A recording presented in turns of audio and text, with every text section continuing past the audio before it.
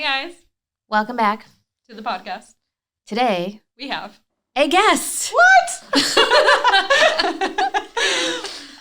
So we have Jenna, who is our director of recruiting here. Very excited to have our first actual guest.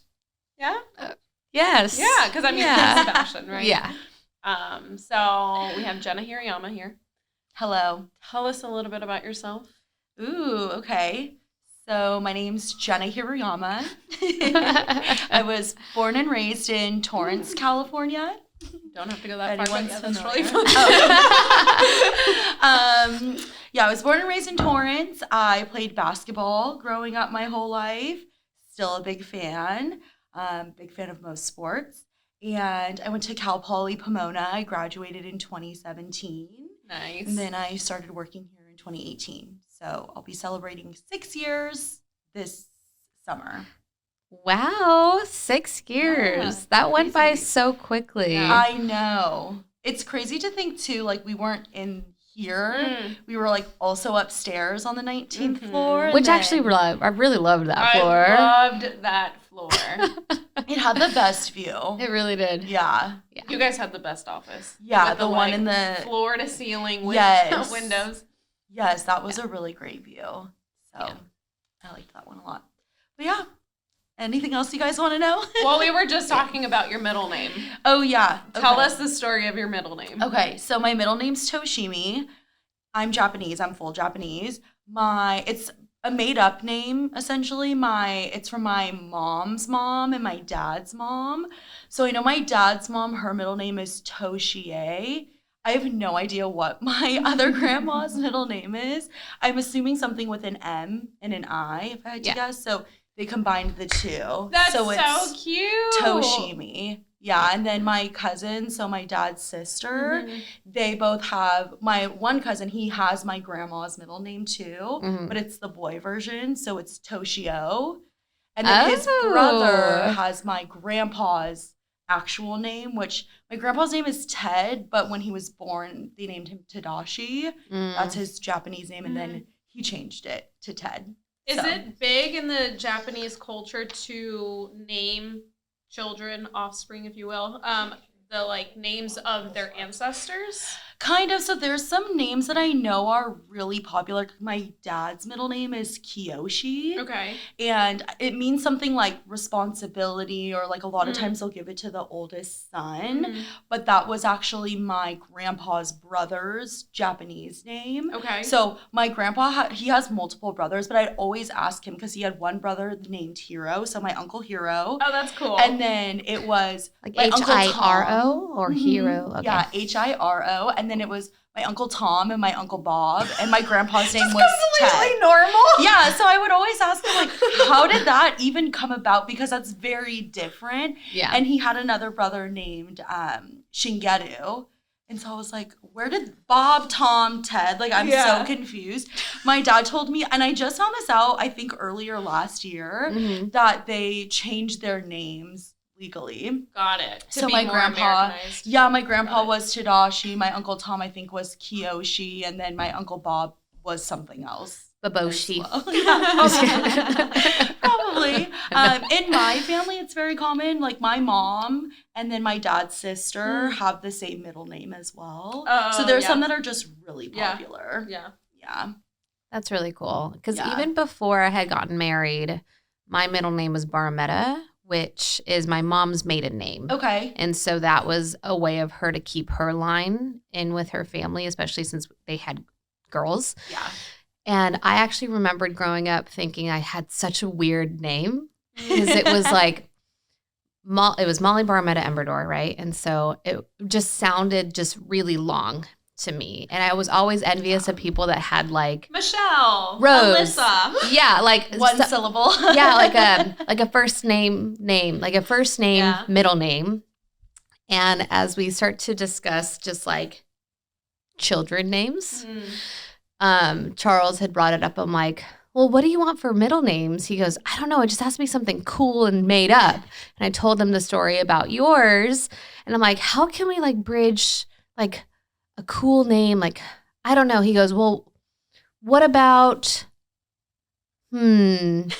I'm like, honestly, it's such a hard thing because his middle name is Domra, which is like made up, I guess, as well. But don't you appreciate your names now so much more than you did when you were younger? Oh, yes. Yes. I mean, I was just, what was it? I would always just like make it seem like it was such a regal name. I was like, Molly, Barametta, Embrador. So I was the queen of the meadows or the emperor of the meadows or like something that was like completely outrageous, honestly. But now it's like names are so important. And I bring this up because even my brother-in-law, he goes, make sure that you have a name that people at Starbucks can write on their cup without asking or fucking it up. And I'm like, why? Are you triggered? Like, is this because his name is Ravid? And so he's like, they always put David. And I'm just pissed off for no reason at Starbucks. Seems like a personal problem. I'd be totally fine with someone making a problem with my name. And like, whatever. At least I know it's unique. I know. Not Bob. I know. Sorry to your Bob. uncle. All right, great guy. Oh my God, Bob. And then my dad's name is Roberto, but his name is Bob. I don't know. Your dad's name is Roberto? My dad's name is Roberto. Oh my. I would have thought for sure he'd have like a really cool first name. Isn't that a really cool first name? Is it Roberto? It's very normal. It is very normal. It is common. Yeah. And then his nickname is Bob. But I mean, even growing up, my mom's name is Daisy. Like that's her real name. Apparently, I thought it was You're like, I don't know. I say this because like it's on her, like all of her stuff right now. But all of my family calls her Barbie because when she was younger, they always had nicknames based off of their last name, which again, her last name was Barametta. And so she ended up being Barbie for like the longest time. So everyone calls her Barbie? Like Auntie Barbie or Barbie, yeah. That's how my brother-in-law's mom is. Her name's Barbara, but we all call her Barbie. I've never called her Barbara. Everyone calls her Barbie. She also has like platinum blonde hair. Yeah. So, but yeah, it's just weird to call someone Barbie. Yeah. You know?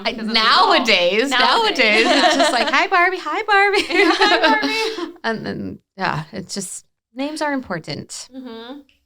Andrea, your middle name is what? Alicia, right? Okay. And it just so happened to be when my mom was calling to tell people in Argentina, like, hey, she was born. Her name is Andrea Alicia. And they were like, oh my gosh, she was born on your great-grandmother's birthday. And her name is Alicia. Oh my God. Wow. And it just so happened. And it was because it was kind of like a family name, I guess. Like my aunt's middle name is Alicia. She's Adriana Alicia. And then they just were like, oh, this is a good middle name. Even though I think my sisters have way cooler middle names, but now that there's more meaning to it, I like mine more. But it's like Karina, Natalia, Nadia, Paulina. Like they're all very like exotic middle names. You know? Yeah. And then my dad, he was like, those are actually my ex-girlfriend's names. No So way. It's always a joke. Is it true? Is that true? Or is that a joke? Say that. And my mom's like, whatever. It was his ex-girlfriend's names, and we just like the names. Natalia and Paulina. Oh, my God. So I was like, at least I wasn't an ex-girlfriend, I'm a family member. Your grandma. You are the grandma. Great-grandma.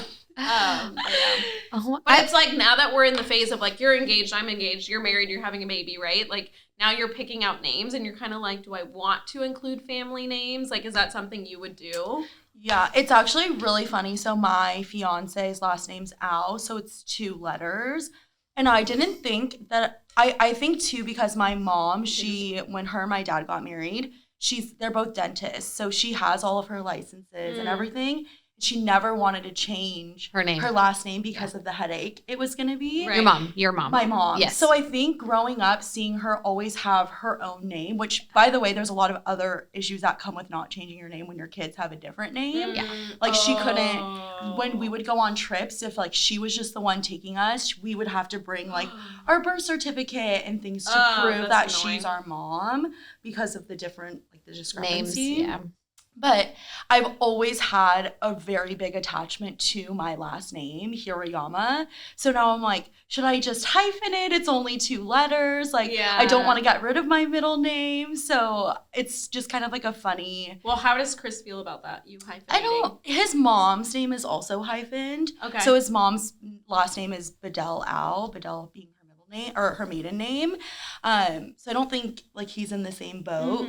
But I've heard that hyphening it is just as painful as going in and changing it fully. So I'm like, maybe I'll just change it all in all. We'll see what I end up doing. But I definitely, so my brother's middle name is my mom's maiden name, which is Suzuki.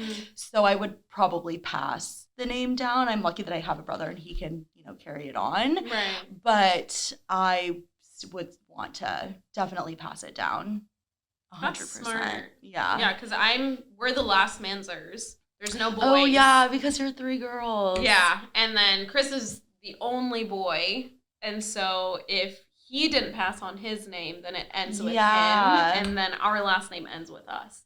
So my mom's like, Chris, you could change it to Manzer when you guys get married. And he's like, no, absolutely not. So, yeah. I'm over here having a moment thinking, shit, I actually need to legally change my name for my freaking kid. Every time we're booking flights, she's like, don't forget, my last name is still Embrador. It's still Embrador because I got my passport renewed recently. And then it was more so like a safety thing because even my mom was like, don't change your name, even though like I don't know there's always there's issues in general that people like, not saying that we're gonna get a divorce or anything like that, but like I told Charles, I'm like, if we hit 5 years, then I'll change my name, which is ironic. We're hitting 4 years and we're having this thing. And so 4 years? It'll be 4 years this year. That's crazy. So now, like as you say, the whole birth certificate thing, I'm like, I need to freaking do that for my children. Children. Oh, my goodness. I think it's a little better now because, I was born in 95 and my brother was born in 99. So it was a lot of times we were flying to Hawaii. Like I remember a lot of like, so-and-so passed away. We have to go to the funeral. But it was my dad's side of the family. So my grandma worked for American. So he would like hop on the first flight out. He'd get out. And then my mom would then finish like her work week and, have to take my brother and I out of school or whatever. So I just remember like her, and my mom is like, when we went to go get the Real ID before COVID started, she had packed us all individual Ziploc bags with all of the documents that we need. So she's the perfect person to, have to kind of go through this. But I remember her having to get all of these documents ready to go and make sure she didn't forget anything just in case. Yeah. It wasn't like you absolutely needed it, but in case something happened, you obviously wanted to make sure you had it all. That's smart though. Yeah. I heard even when you go to schools, like it was hard for people that if they had different last names than their children, there were like more steps to make sure that it was like that was your child. Yeah. So I'm over here like, dang it, babe. Like, I remember something too when I went to college because I was 17 until October of my first quarter of school. And my mom had to sign something for me, and there was a big hoopla with it because of the last name. So then I was like, all right, I'm just going to get my dad to sign it here. What difference? You can't even read his handwriting because he's a doctor, so it's terrible. But yeah, literally it's a B with a line. He made it, like if we had to forge it for any reason. Right, super easy. So easy. So easy. That's hilarious. But talking about parents, so you obviously have been with us for a really long time. You've obviously moved up in the company, and you're a person that constantly is posting in our gym accountability chat. You're constantly the first one up, it looks like. Do you think that that's attributed to your parents at all? Your parents, the way that they raised you, or is that just something internal? Because you're also very competitive. You're also very sports minded. I think the most out of all of us, and that's like speaking volumes. Because I would say I love sports, but this one knows like the athletes, who's getting drafted. And I'm like, their stats. What are you doing? She's like, I'm watching March Madness, and I'm like, oh, okay. So yeah, what do do you attribute that to? Well, thank you. Yeah. I think that a big part of it is, I mean, I know that my grandparents, right, they had to do what they could to make a living being from, well, they're not from Japan, but their parents are. Mm-hmm. They worked on the sugarcane plantations or worked for, rich families when they were in Hawaii. Mm-hmm. And so I think from the very top, they already had instilled a really good work ethic. And my grandpa was a really good football player, so I've heard. Now he's like couch ridden, so like I don't see it, but whatever. You're like, you have to believe these stories that they tell them. Yes, my dad's cousins will tell us this all the time. I'm like, okay. You're like, sure. But I played sports my whole life. My dad, he's worked for himself for 35 years. He went to dental school and then came back, and he always wanted to open up his own practice. So that's what he did. So I've always seen, and he can attest to this too if you bring him on, but we'd go on family vacations, right? And he would get these calls to his box, and he would have to deal with the emergencies because it was his practice. And I would always ask him, like, why can't you just tell somebody else, 5-year-old me, tell somebody else to deal with it. We're on vacation. But obviously, right, he's a sole proprietor, so he had to be the one who had to take care of business. So seeing that growing up and all of the, I guess, just like sports and lessons that I had learned along the way, and lessons that my parents definitely taught me. I think that in anything you do, if you work really hard at it, it doesn't matter if you're the best to start, but you'll eventually close that gap in most things because of the time and the effort that you're willing to put into it. As far as the competitiveness, I think I just am like that. I don't know. I think I came out of the womb like punching. You're the oldest, right? Yeah, I am the oldest. I have a younger brother. He's 4 years younger than me. And I think like I'm very close with my whole family in general, and especially with my dad. So we do a lot of like, he loves USC football, so we go to all of the games, and my brother loves football too. So we've just always been around it. And I think that there's so many cool stories to see in it too. So I follow it very closely because that to me is like listening to a motivational speech or podcast or something along those lines, because it's like, oh my God, look at this person doing that. I'm going to go get after it today. Mm-hmm. I love that. And did your parents play any sports as well, or they just loved watching? My mom was in the band, so no, but she was for sure. She was something for a very long time. I think is very athletic and standing and doing it. Well, she was first chair. She's very proud to say that, which I learned means that you were like the best one in that that instrument. Thank you. My dad played basketball and baseball, so he was very competitive and into sports. Yeah, and then my brother played football, basketball, and t-ball, but he quit after, I don't think that many years. That's awesome. That is awesome. Do you currently, because I know that you love basketball and football, if you had to choose a sport, like this is like, I would rather choose this over this, which one would it be? I would have to definitely say basketball because like I played it and it was like my first true love, if you will. Like love of basketball. Yes, when she's like, "Where's your boyfriend Spalding?" You're like, that's you. I was thinking of, but it's just I think I can attribute so many things and habits and lessons that I've learned to the sport in general. So I think it's even more than just basketball. Do you still play it? No, not really. My ankles are kind of bad. Yeah, you got shin splints too? No, not shin splints, but like I think I need to get my deltoid ligament tightened in my ankle because I will randomly be walking and it will just give out. So it makes it hard to do, make cuts and switches across the court. Do you think having that sports-minded mentality helped you at all in this business? Yeah, absolutely. I think anytime in sports, right, or business, you get knocked down and you have to get your ass back up. And if you do it enough, it's a muscle, right? So it makes it easier to just pop back up.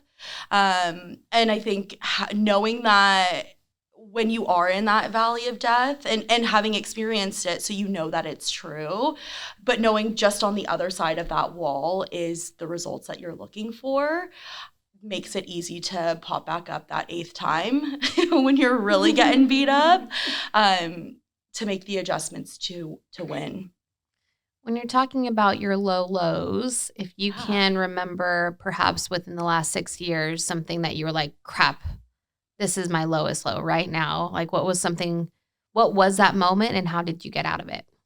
Ooh, I would say, honestly, I had one pretty recently. We've been there's just been a lot of changes happening here in general. Yeah. And stepping into my new role, like a year ago? Yeah. I think it was. Yeah, you were right that way.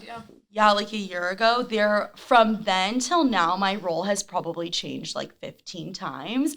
Not what I'm doing, but just in the responsibilities in general. So I think, I don't know the exact time frame of it, but in knowing what I'm capable of, but not being able to hit those results and feeling like I have to be the one to do it, like, just all of that weight on your shoulders, or even, when you get into a leadership position, right, of I have to come through for my team, but I'm tired and I don't feel like it, and all I want to do is just take a break for a second, makes it even harder, but at the same time, you want to come through for those people that much harder. Mm-hmm. So I think when it comes to being in the low lows, right, instead of getting down on yourself and continuing to have negative self-talk and tell yourself like you suck and this is too big for you, you can't do it, which I think we can all attest to, like we have been there, but just continuing to do what you would do daily and showing up with the emotion of I'm the best and I'm getting the results that I'm getting, like I'm getting the results that I want to get. And eventually, if you exude that and that's what you put out into the world, that is how you're going to feel. And that's how I've started to feel over the last couple weeks. I actually was listening to a podcast, and I think I don't even know which one it was, but they were talking about let's say you want to lose 30 pounds, right? Instead of focusing on I want to lose 30 pounds, focus on how you will feel once you lose those 30 pounds. Oh, I'll feel lighter and I'll be more energetic. And so I really took that to heart, and I was like, all right, fuck this. Like, I'm going to feel like I'm the best. We're the #1 office in the nation. Everything is going great. And I'm just going to show up that way. And, eventually things are going to start turning around. And it's amazing when that's your energy, what actually comes of that. You stop attracting like the I can't do it, I'm not good enough into your life. I love that. So good. Yeah. That's a great way to get it, or at least get your day started. Yeah. Especially, again, we don't, in each of our departments, we have our difficulties, right? And so especially with the transitions and everything kind of shifting and changing, I think it's very important for all of us to realize that, hey, we are literally doing the best that we can with what we have right now in front of us. And the only way that we can get past it is to take action and move forward. And so I love that, even like you said, you're just like, I am the best at what I do. We are the #1 in the nation. And I'm taking that to heart too, because sometimes I get down in the dust with like the shit that we're doing on a daily basis, because I'm like, what are we actually doing? Is it actually moving the needle? I'm like, I'm not entirely sure yet, but I'm just going to keep on trucking. Yeah.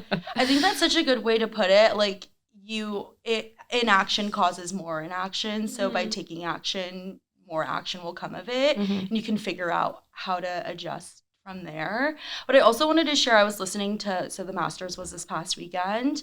I'm not a big golf person. It's a golf tournament for those that don't know, because she watches all sports. Okay, I don't love golf, but I think like golf is such a hard mental sport to play. And the winner, Scottie Scheffler, he's been winning everything that you can think of, like every single tournament, every weekend. And he said something that really struck me in one of his pressers, which was, winning this tournament doesn't change my identity. It doesn't make me a better or a worse person. It's just something that he can add to his resume. So I think that we can all take away that, and like, even if I show up for my job and I do the best job possible, that doesn't change who I am as a person. It's just in addition. Mm-hmm. So I think at our core, it's if we're happy with who we are, then nothing else should really matter. I really love that. Yeah. I really think that everyone should take that away, because we cannot identify with the responsibilities. Mm-hmm. We identify with the person who we are. Yeah. So thank you, Jenna. Of course. I really appreciated you hopping on board and sharing all of your goody goodness and about your life, your name, what you love, and how you love basketball. So hopefully we can have you again on board. Absolutely. I'd love to. Yeah. Thank you.